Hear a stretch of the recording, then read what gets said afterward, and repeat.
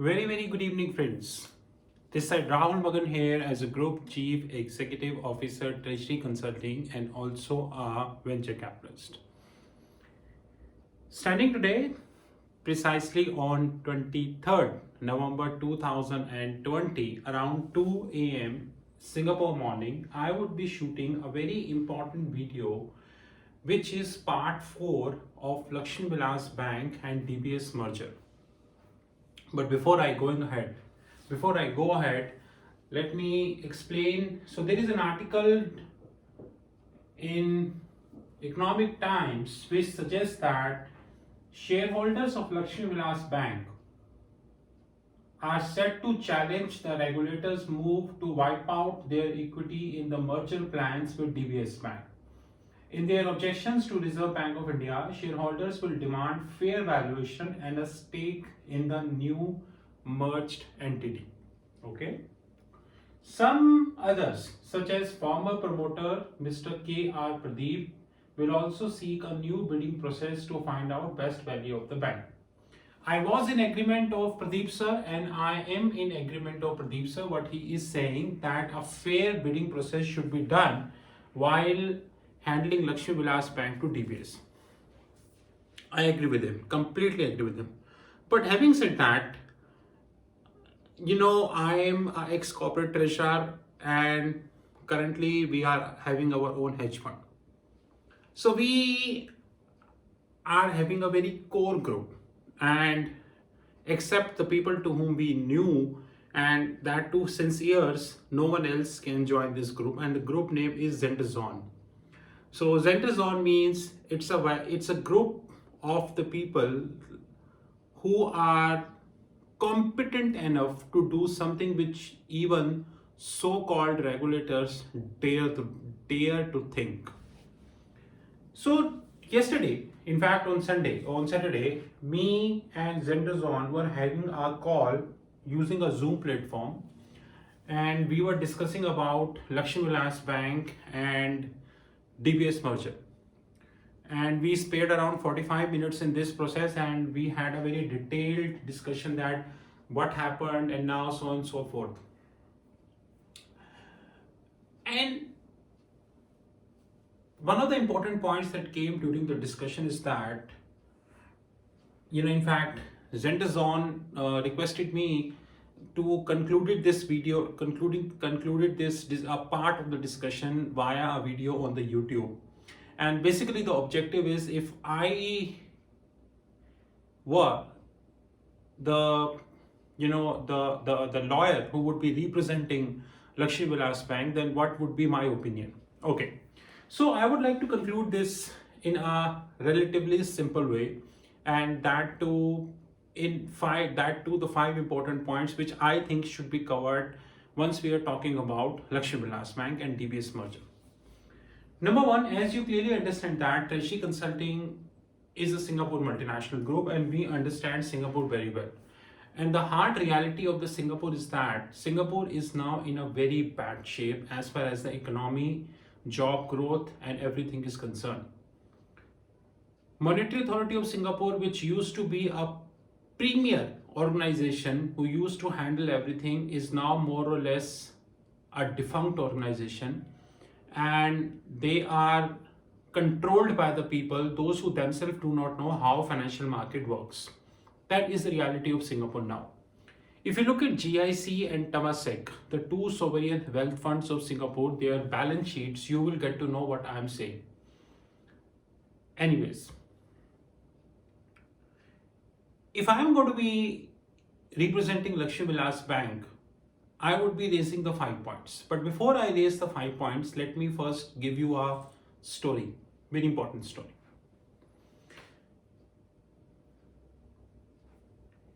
There is a very good line in English which means that fortune assists the bravos. It means those who take chances, they always reach somewhere in the life. The best example is, if I speak in cricket, then I think it is A.B. de Villiers. A.B. de Villiers terms at Mr. 360 degree, and he is my number one favorite player as far as the cricket is concerned, even if after 2 years or whatever time he would retire. Why he is my number one player? Because the kind of unorthodox shot he plays is like, you feel that, boss, what is going on? Is Mr. AB de Villiers is playing with football or he is playing with cricket ball? That is something you've not been able to imagine. Like the kind of shots he always plays, like, oops, he can hit anywhere where he loves to. And that makes him AB, Mr. 360 degree, and I love about AB. Similarly, when we speak about banks, my AB is Goldman and JP Morgan Chase. Why they are my AB? Because both had their modest beginnings. In fact, the best corporation in the globe, like Apple, Google, you would say Microsoft, all had their modest beginnings. But the hard work, the vision, the focus, and more importantly, the dedication of the founders made themselves number one. Even today, you can see that majority of the founders are very active now. Even Mr. Gates is active, Mr. Jobs, Steve was very much active till the last time. All good founders are always active on social media and sharing their thoughts. So my AB in banking is Goldman and JP Morgan Chase. But what made them my AB? They made them my AB because they made money from money. They made money from money, and very handsomely, and they showed the young generation how to move ahead. That's very important. If I speak about capitalization, then I think capitalization should be rightly defined as a process whereby a bank who may or might not be a foreign bank, but he is holding the capital which is thoroughly earned by him. But when I'm looking at Lakshmi Vilas Bank, the one thing which I'm really getting, and one question that really confuses me, it's not about DBS. Maybe tomorrow any other bank come and wanted to buy Lakshmi Vilas Bank, any bank. This question is applicable to them also, which is the capitalization is all about the foreign party, basically your principal, or may not be your principal, would be funding the appropriate money in your books, and you claim to the local regulator that you holding the money and henceforth you are capitalized. Exceptional.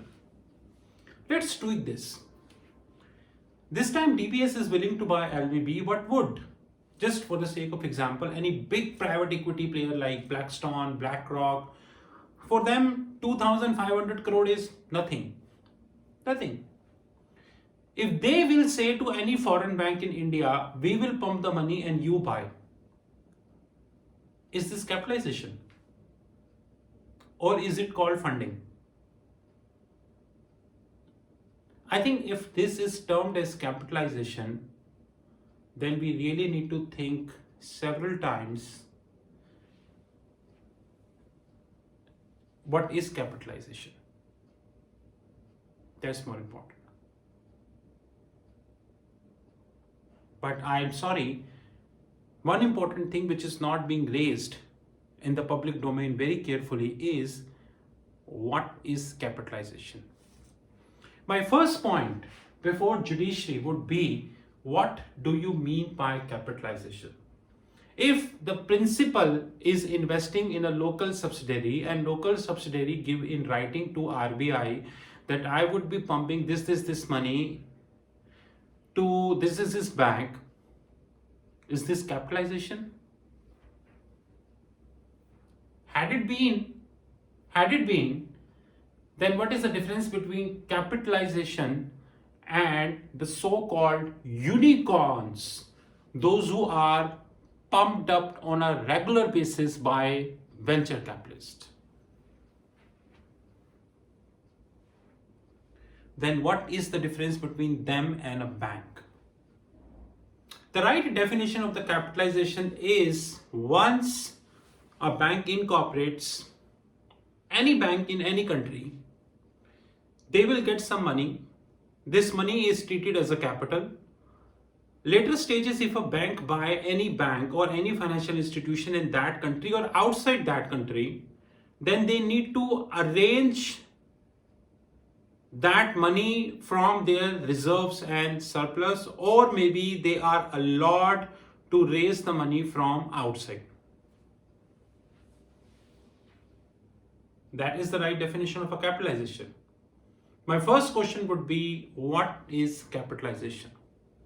One thing which I always facing, and in fact I always thinking that nowadays people have started asking zero knowledge based questions in judiciary.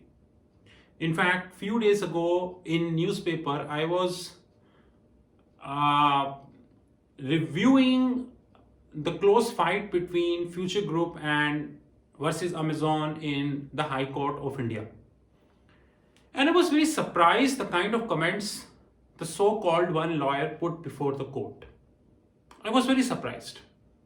And I was really thinking that if this is, are we really fighting an arbitration case, or are we really fighting a case whose value is not less than $3 billion? And I really love it. I always read these cases very carefully, because I always believe that until you put technical questions before the judiciary, things will never resolve. So this is my first question before the judiciary, that what is the definition of capitalization? If the definition of a capitalization is a foreign party will invest in an Indian party, an Indian party will give in writing to the local regulator, is that capitalization? Had it been, then unicorns are always capitalized. My second question to judiciary is, what about the intangible valuation of Lakshmi Vilas Bank? How can a company be handed over to another company without giving intangible valuation in the public domain? As I said in my earlier videos, if I ask 100 people to compute intangible valuation of Google, then I get 100 different answers. I'm not worried. And neither I'm saying that all these 100 answers are incorrect. They all are correct. Because if but is something which makes every answer correct, a final authority will decide, okay, out of 100, this answer is very nearer to what we actually tend to. And of course, shareholders' approval is required. What is intangible? How much is the intangible valuation of Lakshmi Vilas Bank? I'm sorry, I'm not being able to compute. Time is really very limited for me. The time I'm shooting video is around 2 a.m. Singapore. That is, time is really very limited. Third thing which I would be putting before judiciary is that, okay, I agree Lakshmi Vilas Bank is having gross NPA of around 4,000 crores. If I compare this number with December 2019 as the numbers given in the public domain, it is still around 4,000 crores. So more or less, the gross NPA position is really flat position. Okay, that I agree. But I am an avid reader. Avid reader means I love reading the books, and I read those books, those who are very costly books. Because if you offer peanuts, you get monkeys. I think this is a statement by Mr. Zuckerberg, the respected founder of Facebook. But whosoever said that rightly pointed out. Nowadays, I know I always read a lot of books, magazines, journals, newspapers, articles, and everything. And it's not about reading books. I make my own opinion also these books. I also it might possible that author said it wrongfully. But at one of the points, I really concluded with the author of this book is that credit losses within a certain confidence interval on a debt instruments may be divided into two parts, which is expected credit losses and unexpected credit losses. I agree. American Bank disclosed both. They disclose both. How dare you compare these American banks with Indian banks? They are, do you know, the annual report of Goldman Sachs is like a Gita. Mota bhai, Gita is not a lady. Gita means something which really worthful reading. Gita means having lot of value, lot of resources. It's like Gita. But are we really worried to download the annual report of 10K of Goldman Sachs and really love to read it? Just like the Bhagavad Gita by Lord Narayana told us so many things in the life, and I really doubt that even 80% of the people who watching my videos ever got a chance to read about the great Bhagavad Gita by Lord Narayana, right, which encapsulate around whole Mahabharata. Similarly, if we read about 10K of Goldman, it is like Gita of finance, covering so much that it is really difficult for anyone to digest at least in one day. And also answer so many questions. So, credit losses is divided into two parts: expected credit losses and unexpected credit losses. My third question to judiciary. Okay, gross NPA is 4,000 crores. Agree. Is credit losses is also 4,000 crores? Technically speaking, credit losses cannot be more than gross NPA. Okay, example. There is a paper, an examination with the maximum marks of 100 rupees, of 100 numbers, in examination. So the maximum examiner can give is 100. 100 out of 100 means no mistakes, zero mistakes. He cannot give 101 out of 100 because this is outside his jurisdiction or her jurisdiction. Similarly, if gross NPA is 4,000 crores, which is by the way a public number, is credit losses is also 4,000 crores? And by the way, as we speak very well, credit losses is divided into three parts. And what are these three parts? Most probable credit losses. Probable credit losses. Once in blue moon credit losses. Do we have this categorization in the public domain?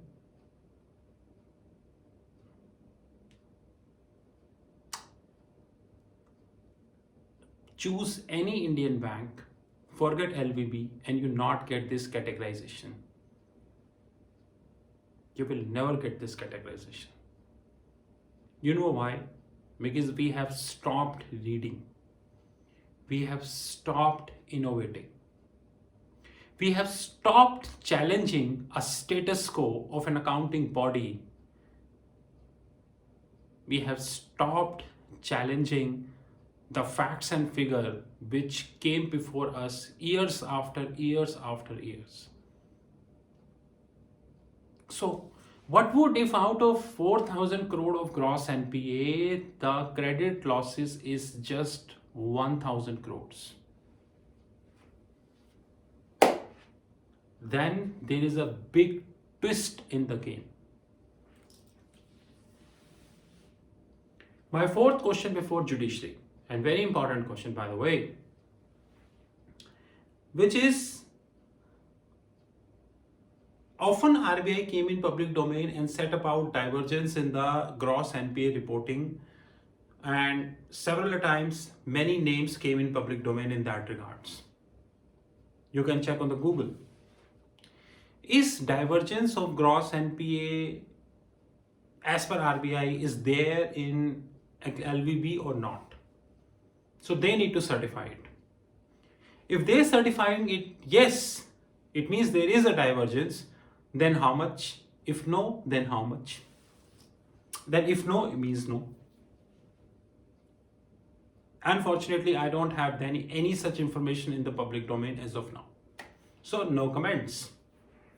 Fifth and very important thing I would be reading, I would be putting before judiciary, and that is really a very, very important to me, is how much is the current valuation of Lakshmi Vilas Bank? I'm not talking about intangible valuation. I'm talking about current valuation of Lakshmi Vilas Bank, which includes 566 branches plus 4,000 employees. And by the way, you must be thinking why I'm talking about 4,000 employees here in the valuation. Good question. Employees' intellectual value always comes as a part of value. Example. If I take the valuation of Goldman Sachs, JP Morgan, Citi, HSBC, Standard Chartered, UBS, Barclays, Deutsche, BNP Paribas, all the great banks, they are great, of course, because of the vision of the founders, consistency, dedication, effort, motivation, risk-taking capabilities, of course. But they cannot be great only because of that. They are great because of one more thing, which is the intellectual capital of their employees. And that is the reason they love to pay handsomely to their good employees and valuable employees, because they understand very well that intellectual capital is really a very important thing. An employee can make Goldman a wonderful bank in investment banking compared to the whole team in any other bank, because his competency is greater than a team in any other bank who is also an investment bank. So while I value the investment banking unit of Goldman, I need to take his intellectual capital into consideration. Of course, provided he will stay with Goldman. That's very important. How much is the valuation of Lakshmi Vilas Bank along with the, basically, which includes the intellectual valuation of the employees? And by the way, guys, we need to appreciate that intellectual valuation himself is a very tricky concept. So example, this book which I'm reading nowadays, by the way, this is not the only book I read. This book which I'm reading nowadays, I'm not talking about the MRP of this book. I'm saying the knowledge which is provided in this book. How much is the intellectual capital? How much is the valuation of that intellectual capital which they are providing? $1,000, $2,000, $3,000, or 1 million? If 100 people will read this book, they would have 100 different answers. If and buts. I'm not talking about MRP. The question is the intellectual capital. That is. Similarly, how much is the valuation of LVB, including the intellectual capital of the employees? That I cannot explain or cannot compute because I don't have time. Neither this assignment is given to me. But it would be very interesting if somebody would have that valuation figures. Hey guys, this is completely different from the first point, which is intangible valuation. That's very important. I would be raising these 5 points before the judiciary.